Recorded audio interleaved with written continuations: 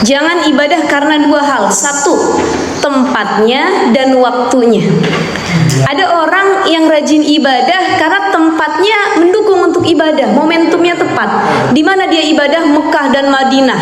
Belum azan Mekah, azannya jam 12, jam 9 udah datang dia ke masjid. Kenapa? Tempatnya dia merasa cocok untuk ibadah. Betul ibu-ibu ya? Bahkan kadang-kadang saya mah nggak mau ke hotel. Kenapa? Saya pengen ini aja, bermalam, mabit di masjid. Saya mau tidur dari isya menuju subuh. Bahkan saya nggak mau tidur, saya mau tawaf. Habis tawaf saya sholat sunnah sebanyak-banyaknya. Karena tempatnya Mekah Madinah.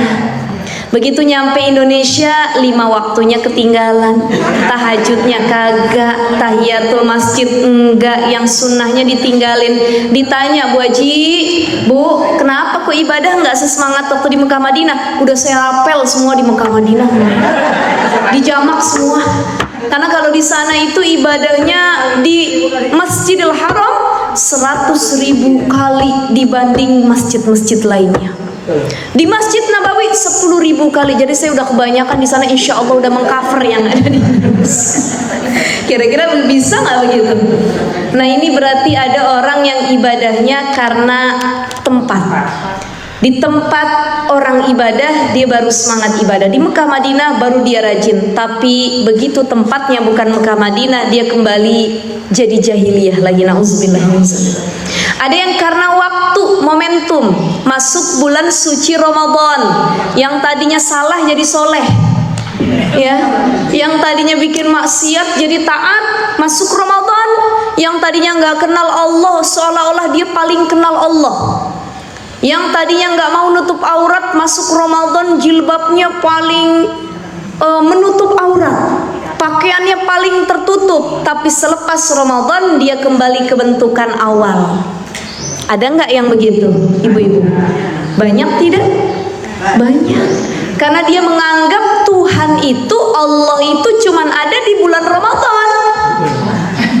Dia taraweh, dia puasa, dia zakat, ya, dia sedekah, berbagi takjil, sahur, dia melakukan kebaikan, dia nggak mau melihat yang haram. Kenapa? Dia bilang ini bulan suci Ramadan.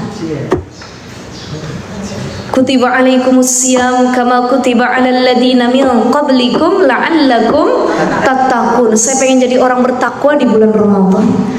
Kelar Ramadan kembali lagi ke setelan awal. Tahajud enggak, puasa enggak pernah. Jadi puasanya cuma setahun sekali, Ramadan doang. Senin Kamis nggak pernah, sunnah yang lain nggak pernah, bahkan sedekahnya cuma di bulan Ramadan. Berarti orang yang seperti ini adalah orang yang ibadahnya hanya karena waktu tertentu, momentum tertentu. Bahkan yang lebih parah lagi, kalau ada orang masuk Ramadan dia jadi orang soleh, bagus. Tapi banyak juga Ramadan tidak merubah orang tersebut untuk lebih soleh. Puasa enggak, buka, ya, dia makan sembarangan, tarawihnya enggak, yang sunnahnya enggak. Cuman satu kali dia ikut ibadah karena momentum hari raya Idul Fitri. Bajunya paling banyak, baju lebarannya 5 biji, belum jilbabnya, sepatunya mau kenanya baru, duduk paling depan, ya. Dia seolah-olah paling merayakan, paling bahagia dengan adanya hari raya Idul Fitri, tapi ibadahnya tidak selama Ramadan. Maka jangan jadi hamba yang ibadah karena momentum dan tempat saja. Ya ibu-ibu sekalian ya, ini jadi reminder buat kita semua bahwa Allah Tuhan kita itu ada setiap waktu. Jangan cuma soleh di bulan Ramadan, jangan cuma soleh di Mekah Madinah, tapi soleh di setiap waktu dan keadaan di tempat manapun. Ini pesan Nabi Shallallahu Alaihi Wasallam. Apa kata Nabi? Ittaqillaha haitsuma kunta. Bertakwalah kamu dimanapun kamu berada. Jadi takwanya jangan cuma di Mekah Madinah, tapi haitsuma kunta, dimanapun kamu berada. Kita soleh di tempat yang baik udah biasa, tapi kita soleh di tempat yang tidak baik ini baru luar biasa.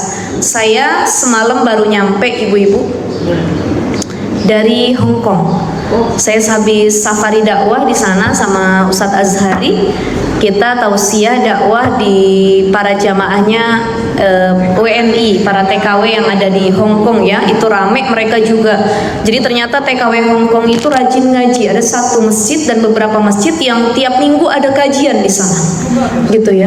Itu banyak sekali ngaji mereka dari jauh-jauh kerjanya sampai ke masjid di pusat kota. Jadi yang dibuat salut itu apa? Pada WNI Hong Kong yang ada di sana, mereka itu berada di negara minoritas. Muslimnya tuh bukan negara muslim friendly, bukan. Makanan halal sulit, ibadah sholat sulit. Saya di sana nyari makanan halal susah bener bu. Ujung-ujungnya bikin pop mie mulu. Berapa hari pop mie lagi. Karena asal ke bawah, ya pasti kita tahu ada kandungan-kandungan yang tidak halal ya. Bahkan mereka juga sudah tahu no muslim friendly katanya, ini enggak muslim friendly gitu. Setiap tempat makannya. Nah yang bertahan di sana mereka tetap ngaji. Saya salut. Kenapa? Karena mereka tetap ibadah walaupun di tempat yang tidak mencerminkan untuk ibadah. Kalau mereka kerjanya di Mekah, Madinah, halo, habis tes. Kalau mereka kerja di Mekah, Madinah, ikut ibadah wajar, pusat ibadah, betul nggak? Tes.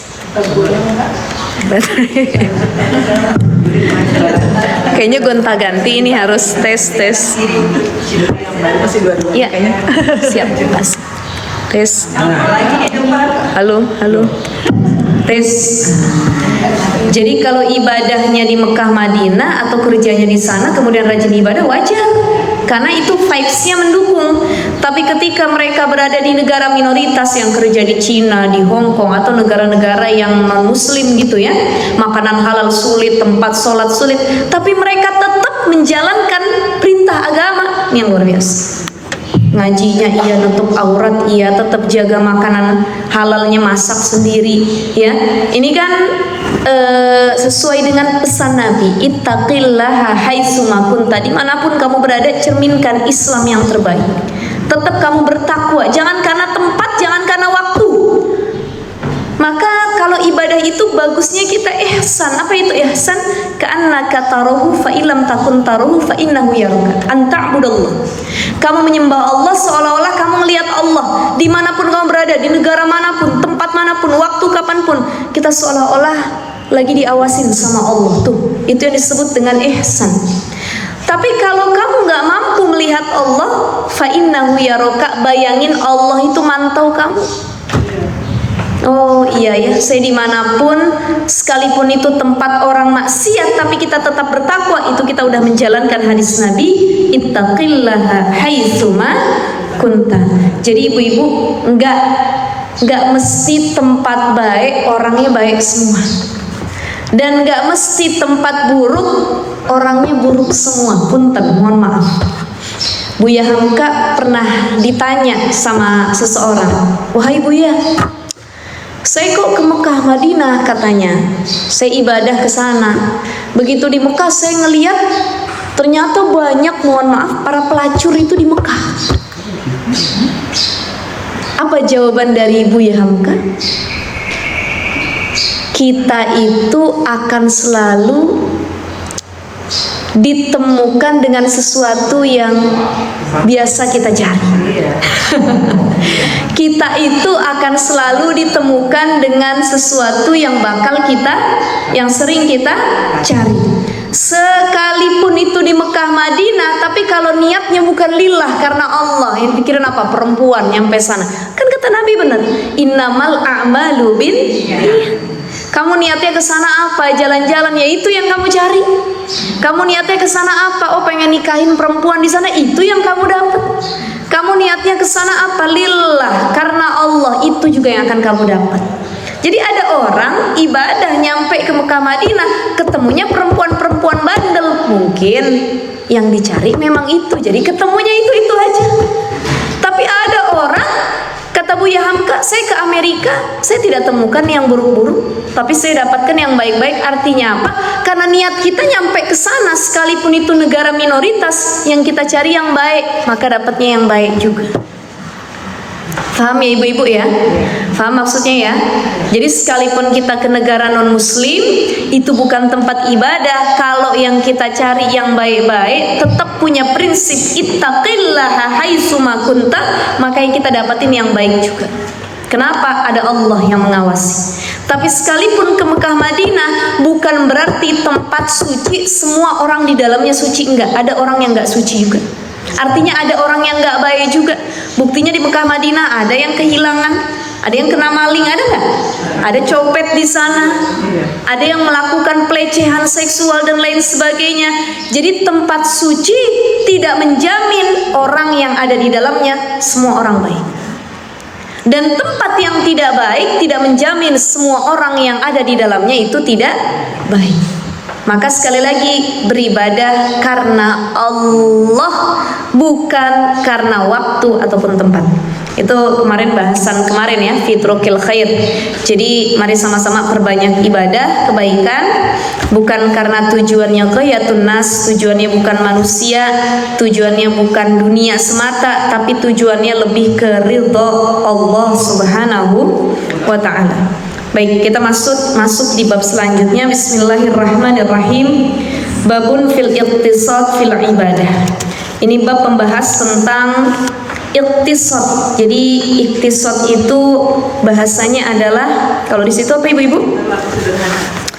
Ada yang bilang berlaku sederhana, ada juga yang biasa-biasa saja gitu ya. Fil ibadah artinya nggak gulu, nggak berlebihan. Jadi orang ibadah itu ada 3 model. Orang dalam beribadah ada 3 model, ya. Satu yang muktasid, tengah-tengah. Iqtisad tadi, wasatiyah, tengah-tengah.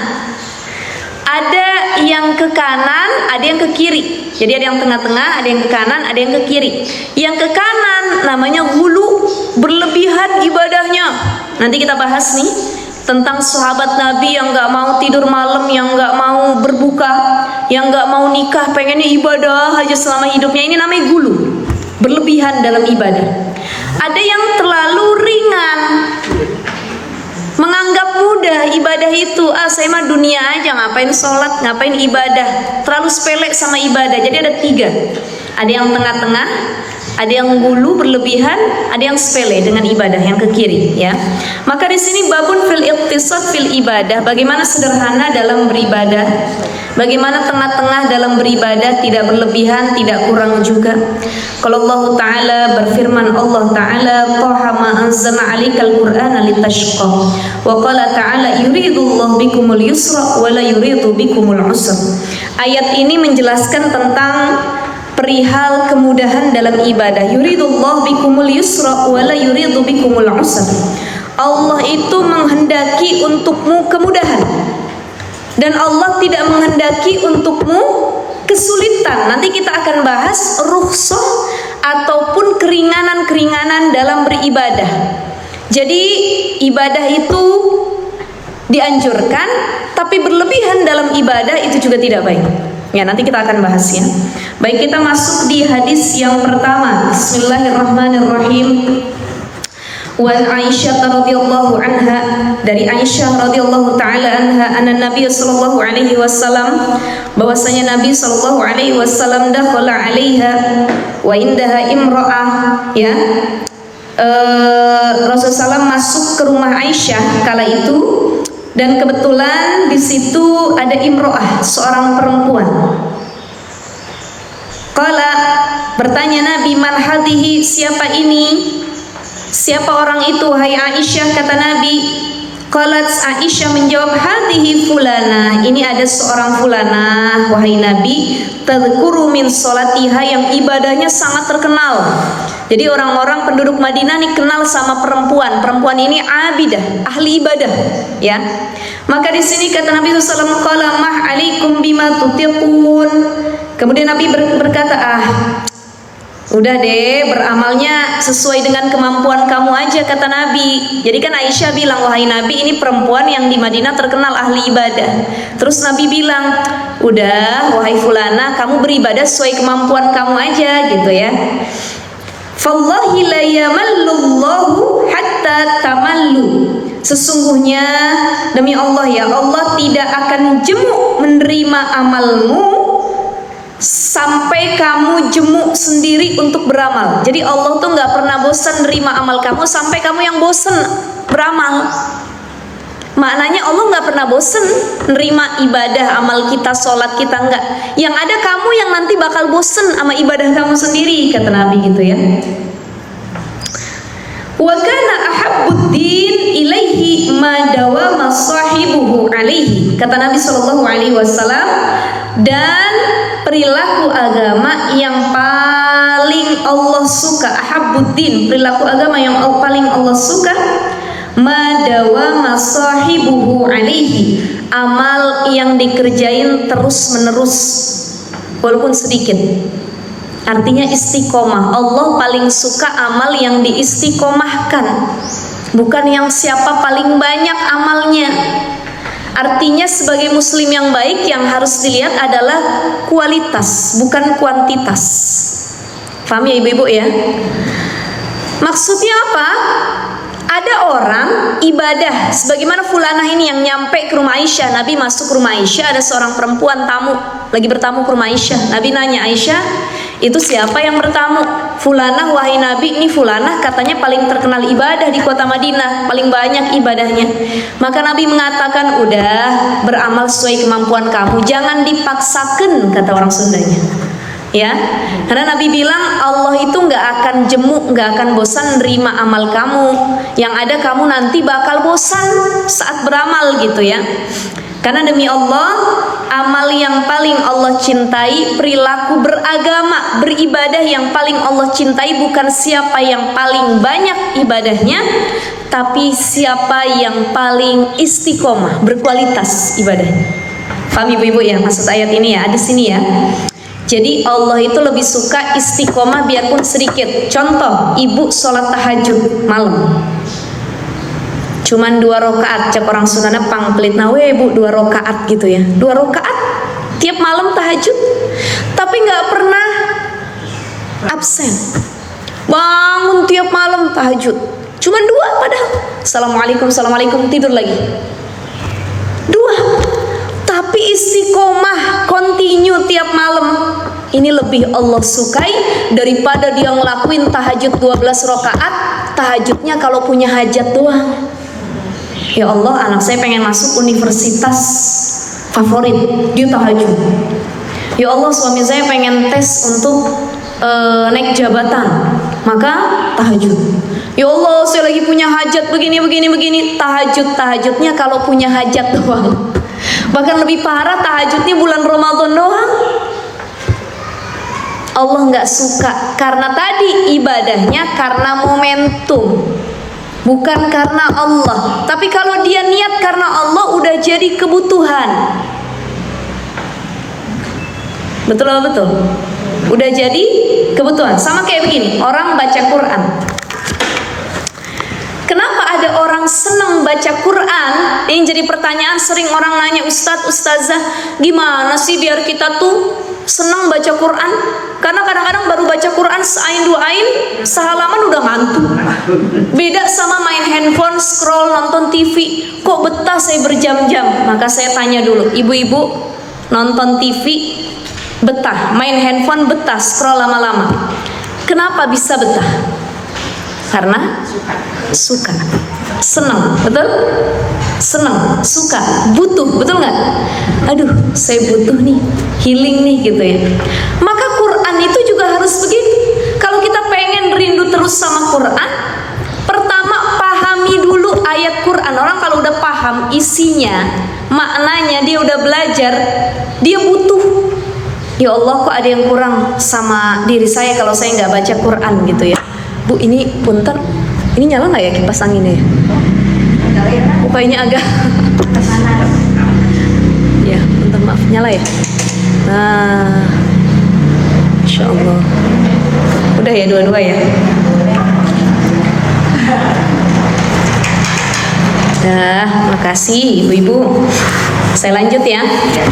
Nah, ini agak kerasa tadi. Jadi orang itu dia akan menikmati ibadahnya kalau dia suka dan dia butuh. Kenapa kita suka megang handphone? Butuh sama handphone. Mati lagi. Baterai ya Bu ya. Tes.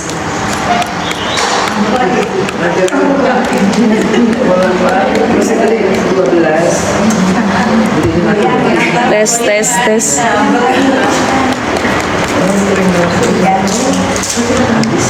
Oh sini. Iya ya. Oh yang satu lagi.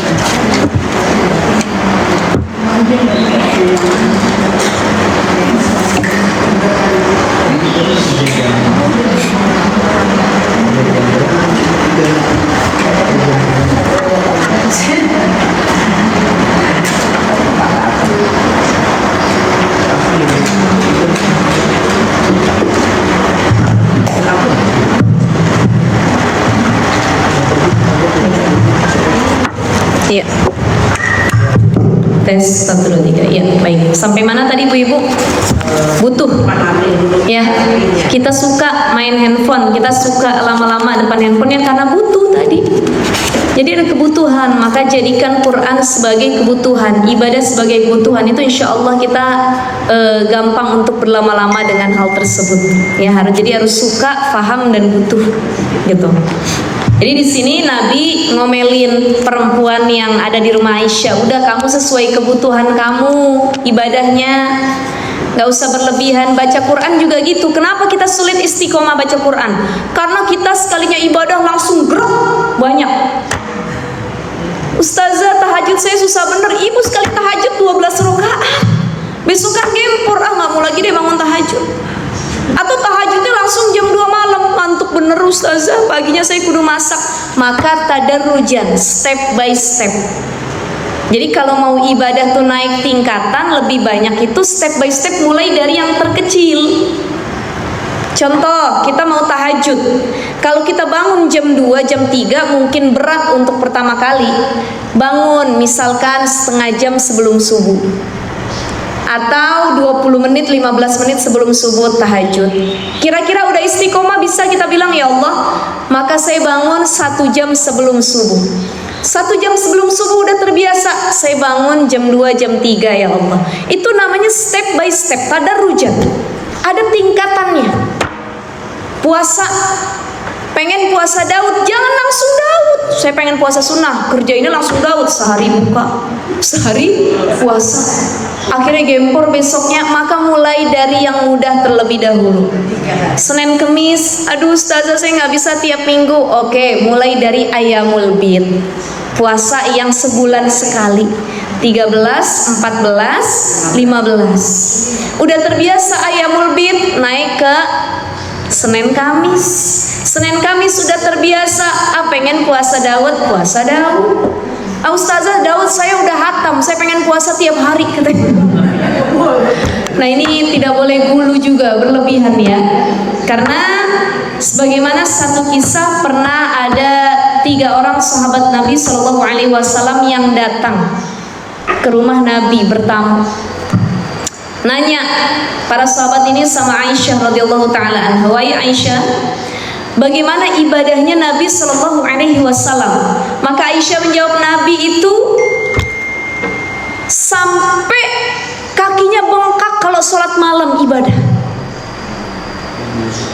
Akhirnya mereka memahami, para sahabat itu, oh kita nih siapa ya?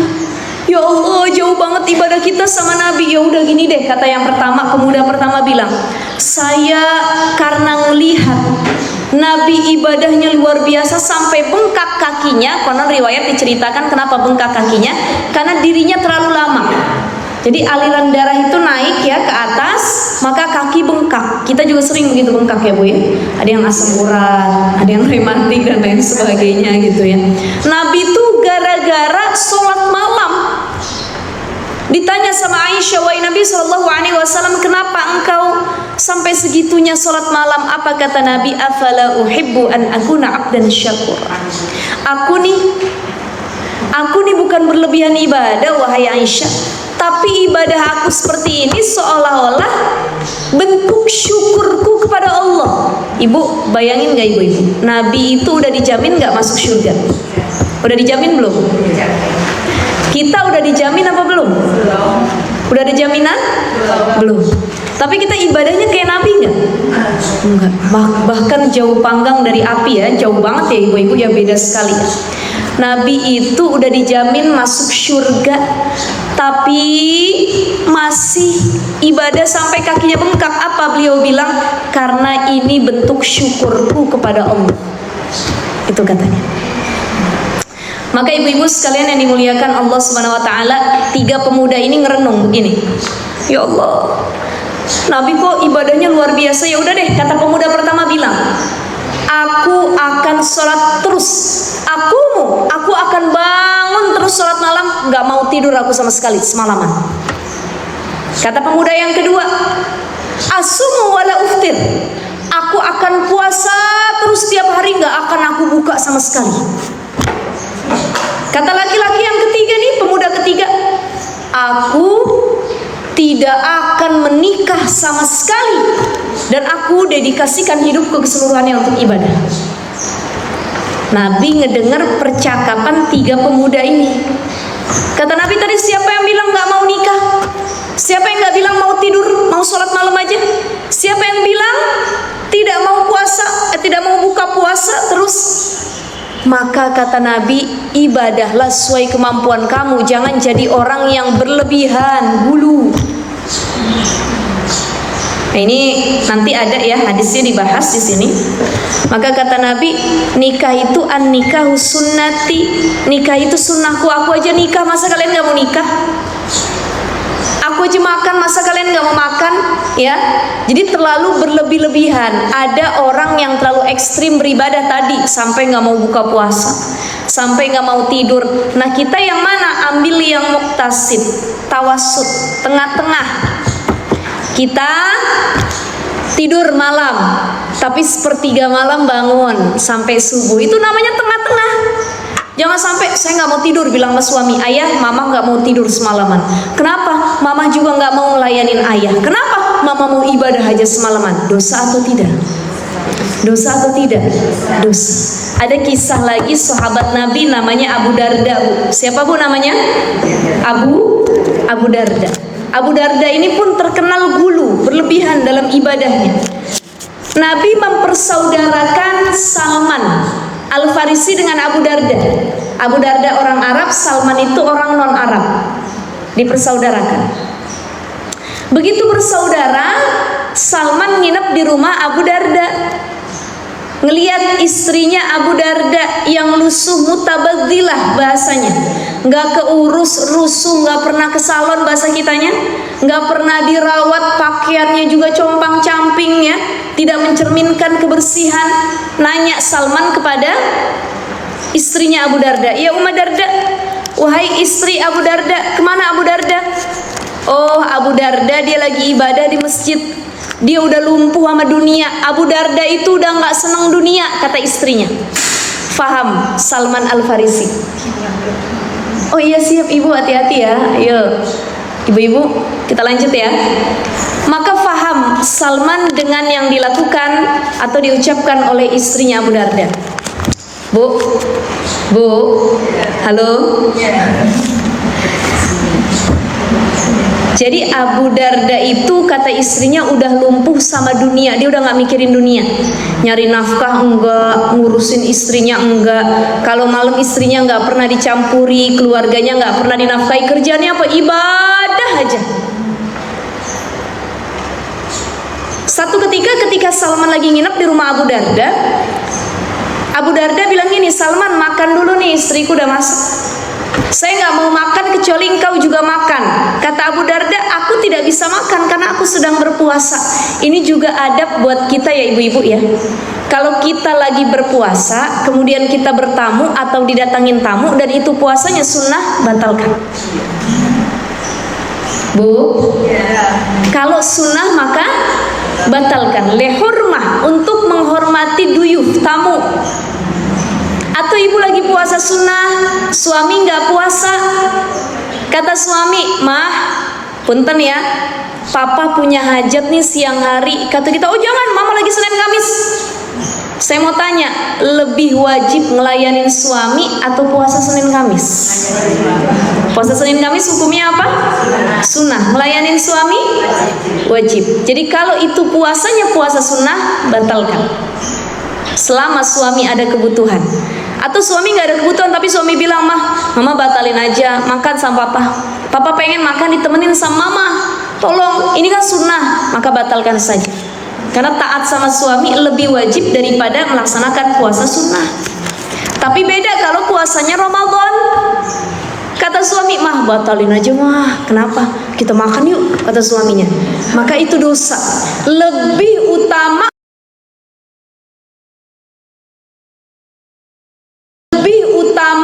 melanjut Ramadan karena itu hukumnya wajib daripada taat sama suami. Atau siang hari di bulan Ramadan kata suami, batalin aja yuk ngelayanin papa. Jangan, nggak apa-apa kita membangkang sama suami ya, karena untuk mengutamakan taat kepada Allah. Beda kalau puasanya sunnah. Nah, termasuk ibu-ibu bertamu ke rumah orang. Bu Haji, saya tunggu ya di rumah ya. Oh iya, dia nggak bilang nyiapin apa-apa tuh. Begitu nyampe rumahnya dikasih air putih. Aduh, dalam hati, ya Allah, saya puasa, udah saya pinggiran aja pura-pura, saya nggak mau minum gitu ya. Tiba-tiba dikeluarin ikan pepes, ayam bakar, kambing guling, dihidangin. Bu Haji, yuk. Aduh, saya udah siapin karena Bu Haji kesini, saya siapin makanan yang banyak ini. Dalam hati, ya Allah, saya lagi puasa Senin Kamis. Maka untuk menghormati sohibul hajat, tempat yang kita datangi, buka. Karena sunnah puasanya. Gitu ya ibu-ibu ya. Udah asar. Aduh, dikit lagi maghrib. Ya, kalau bertamunya ke rumah orang sore hari kita bilang, punten, saya nungguin 1 jam lagi mau maghrib. Oh ya udah nggak apa-apa. Nah itu. Tapi kalau sekiranya siang hari atau pagi hari, maka hormati sohibul hajat yang sudah menjamu kita. Ya begitu ibu-ibu ya. Jadi ada sahabat Nabi atau fulanah tadi yang dia berlebihan dalam ibadah, karena kata Nabi, semampunya kamu saja dalam beribadah kepada Allah Subhanahu wa ta'ala, gitu ya. Kita masuk hadis yang kedua. Wa Anas radhiyallahu an, dari Anas radhiyallahu an qala, ia berkata, ja'a thalathatu rahtin ila buyuti azwajin Nabi sallallahu alaihi wasallam.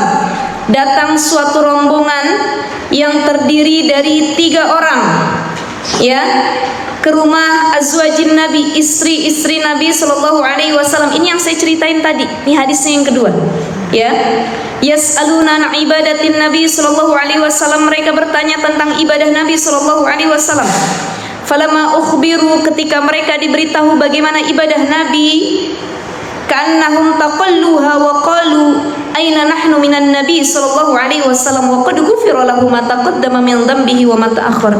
Kata mereka bilang, ketika udah dikasih tahu Nabi ibadahnya begini, kata istri-istri Nabi, maka mereka seakan-akan menganggap kecil amal ibadah Nabi. Sebab apa mereka bilang? Ya, beliau kan orang yang udah diampuni dosanya, baik dosa yang masa lalu maupun dosa yang akan datang. Dan salah seorang dari mereka berkata, qala ahaduhum, salah seorang mereka berkata, amma ana fa usallil laila abadan. Aku salat sepanjang malam, enggak mau tidur sama sekali. Wa qala al-akhar, yang kedua ngomong bilang, wa ana asumud dahra abadan wala uftir. Aku pengen puasa sepanjang masa, enggak akan aku buka sepanjang hidup, pokoknya enggak makan. Yang ada mati 2 hari 3 hari ya Bu ya. Itu baru niat doang gitu ya. Kemudian wa qala al-akhar, berkata yang ketiga, wa ana a'tazilun nisa fala atazawwaju abadan. Aku akan jauhin perempuan, fala atazawwaju abadan. Saya nggak pengen nikah selama-lamanya sampai saya mati. Kata laki-laki yang ketiga ini, faja'a Rasulullah sallallahu alaihi wasallam ilaihim, maka datang Nabi sallallahu alaihi wasallam kepada mereka. Faqala, berkata Nabi, apa kata Nabi sallallahu alaihi wasallam? Antumul ladina qultum kada wa kada. Ya, kalian yang tadi ngomong begini-begini ya, katanya nggak mau buka, katanya nggak mau tidur, katanya nggak mau menikah, kata Nabi begitu ya. Benarkah kalian berkata demikian? Amma wallahi inni la akhsyakum lillah wa atqakum lahu lakinni asum wa uftiru wa usalli wa arqud. Kata Nabi SAW, demi Allah, amma wallahi inni lakhsyakumulillah, demi Allah aku nih orang yang paling takut kepada Allah dibanding kalian, kata Nabi. Watskokum, aku paling takwa di antara kalian kepada Allah, kata Nabi. Lakini akan tetapi asumu wa uftiru, aku puasa dan ada bukanya. Wa usolli wa arkudu, aku sholat tapi ada tidurnya. Wa tazawwajun nisa, aku nikahin perempuan, kata Nabi. Faman raghiba an sunnati falaysa minni, siapa orang yang tidak suka dengan sunnahku gitu ya, tidak mengikuti sunnahku, falaysa minni, maka dia bukan golonganku, kata Nabi. Jadi Nabi tuh nyindir 3 orang tadi. Kalian ya Allah, bahasa kitanya orang Cinerenya Bu, sombong bener jadi orang, ya kan? Kalian tuh gak lebih takwa dari aku, kata Nabi. Kalian gak lebih takut kepada Allah daripada aku, tapi bisa-bisanya kalian ibadah melebihi ibadahku. Maksudnya, kok kalian bisa sampai gak mau buka? Kok bisa kalian gak mau tidur? Aku aja ngelakuin kok 3 tadi. Termasuk Abu Darda tadi. Abu Darda istrinya gak pernah didatangin, Abu Darda gak pernah nyari nafkah. Maka kata Nabi SAW, innali azwajika alika hak, istri kamu punya hak atas dirimu, mata kamu punya hak atas dirimu. Jadi kalau kamu ngantuk tidur, ibu-ibu baca Quran sehari 1 juz, tidur dulu, jangan dipaksain. Sholat kita sampai pegel badan kita nggak berhenti, kelar dulu, duduk dulu, istirahat. Jasad kamu punya hak, tubuh kamu punya hak, istri kamu punya hak, wa ahlika alika hak, keluarga kamu punya hak, cari nafkah dulu. Ya, jadi wabtaghi fima ataka darul akhirah wala tansa nasibaka minad dunya. Kamu kudu cari perkara akhirat, tapi jangan lupa sama dunia. Ada orang yang tadi terlalu zuhud, kayak Abu Darda. Saya mah nggak mikirin dunia, saya nggak mau lagi mencampuri istri saya nggak mau lagi nyari nafkah, kerja saya apa? Ibadah aja. Yang ada dia zolim sama orang-orang sekitar. Zolim atau tidak? Zolim. Maka itu ya, pesan Nabi SAW, jangan kalian menganggap kalian lebih bertakwa, kalian lebih takut kepada Allah. Bahkan aku yang paling takut, paling takwa saja, muktasib. Nabi itu nggak berlebihan ibadahnya, tahu ya kapan harus tidur, kapan harus ibadah gitu. Ini pesan Nabi SAW. Hadis yang ketiga terakhir ibu-ibu, Wa Ibnu Mas'ud radhiyallahu an, dari Ibnu Mas'ud radhiyallahu an, anna Nabi sallallahu alaihi wasallam, bahwasanya Nabi SAW qala, ia bersabda, halakal munatti'un, halakal munatti'un, qalaha salasan. Nabi bilang ini 3 kali diulang. Apa kata Nabi? Halakal mutanatti'un, celaka orang yang terlalu berlebih-lebihan dalam agama. Celaka. Bu, halo. Banyak gak orang yang berlebihan dalam agama? Banyak ya. Terlalu ekstrim. Bahkan sampai gampang mengkafirkan orang lain. Itu juga banyak. Ekstrim dalam beribadah. Jangan salah ibu-ibu. Orang yang berlebihan dalam agama bukan berarti dia nggak punya dosa. Bahkan yang bunuh Sayyidina Ali bin Abi Thalib itu namanya Abdurrahman bin Muljam. Ini orang yang dikenal ibadahnya berlebihan, banyak ibadahnya, tapi dia bunuh sahabatnya sendiri. Ketika pengen dipotong tangannya dia diam, ikhlas. Dipotong kakinya dia diam. Ketika lidahnya mau dipotong dia nangis gemetar. Ditanya, kenapa kamu menangis? Karena hukuman itu. Dia bilang, jangan sampai engkau motong lidahku, karena lidah ini adalah alat untuk berzikir kepada Allah. Saking dia solehnya, maksudnya berlebihannya dia dalam ibadah, tapi dia juga berbuat dosa. Maka gini ibu-ibu sekalian, orang yang paling Allah suka bukan mereka yang ibadahnya paling banyak, bukan. Karena ada orang yang ibadahnya paling banyak timbul sifat sombong, merasa paling benar. Nih, saya Islamnya paling kafah.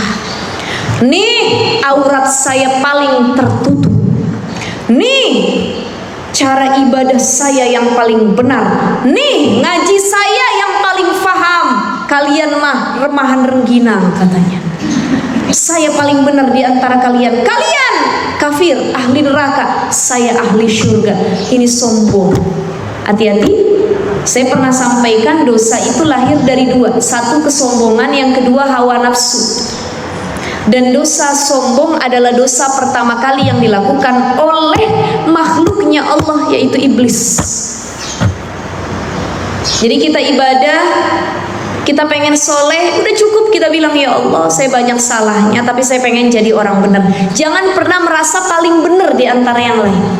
Itu. Jadi kalau ada orang yang belum benar, kita gampang mendikte, menjudge. Kita bilang, tuh lihat itu yang belum nutup aurat tuh, dia mah nggak ngaji tuh, nggak tahu saya surga apa neraka tempat dia. Kayaknya neraka sih kayaknya.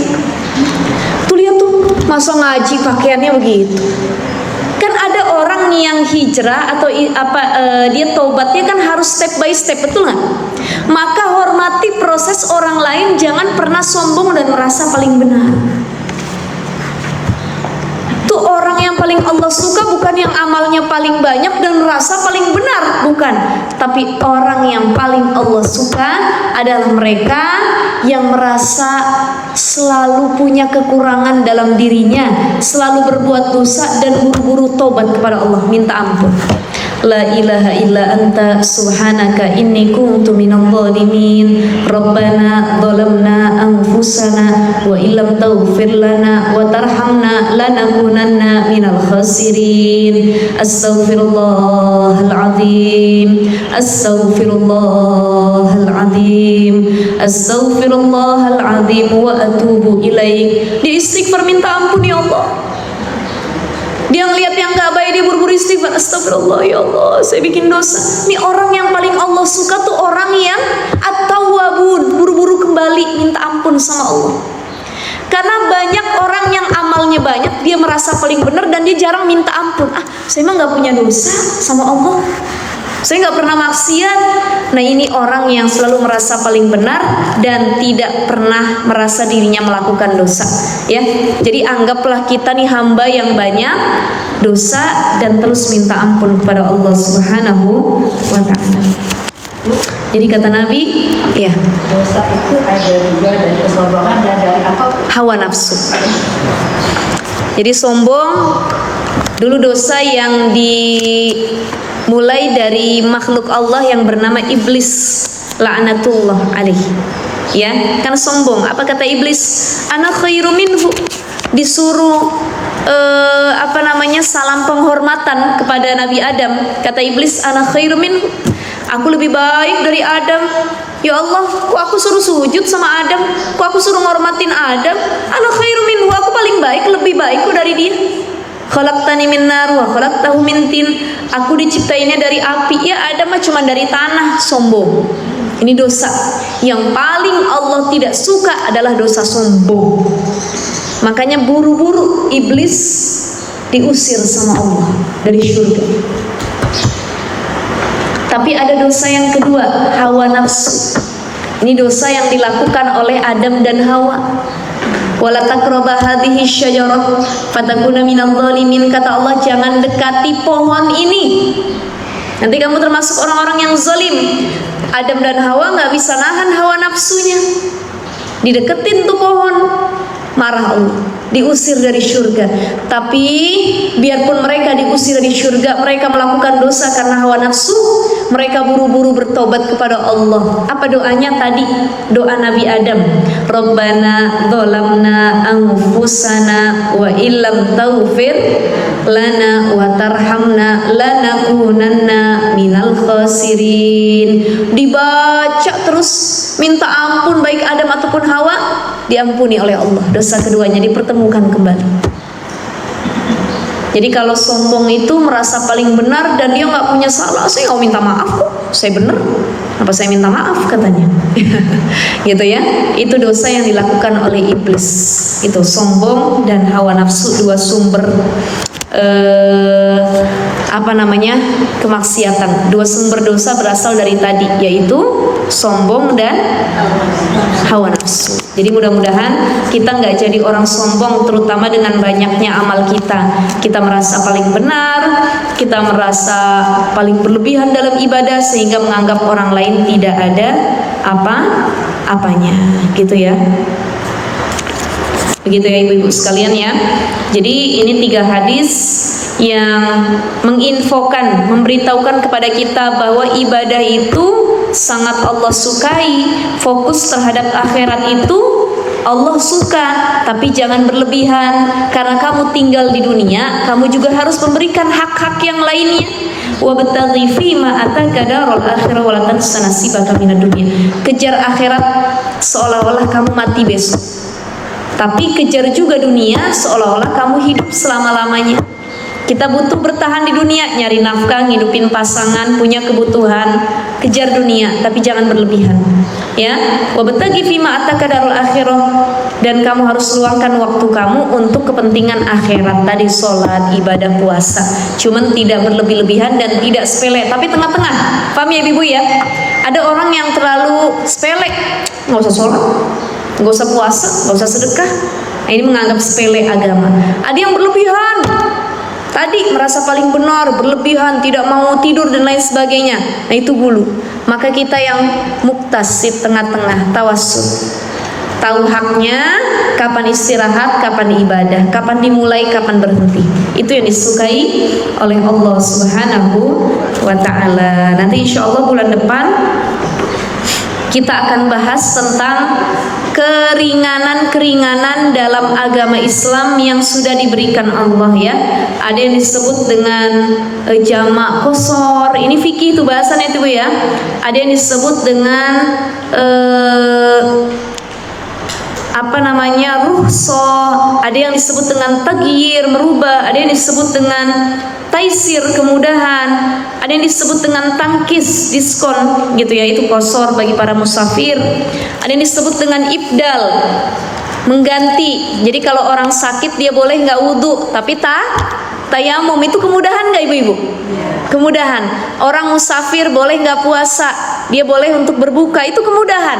Nah itu disebut dengan kemudahan-kemudahan dalam agama. Agama sudah mempermudah, jangan dipersulit. Agama sudah kasih keringanan, jangan kita yang ngeberatin, gitu ya. Udah berjalan aja ya sesuai dengan ajaran Nabi, tidak berlebihan dan tidak juga dengan sepele, gitu ya.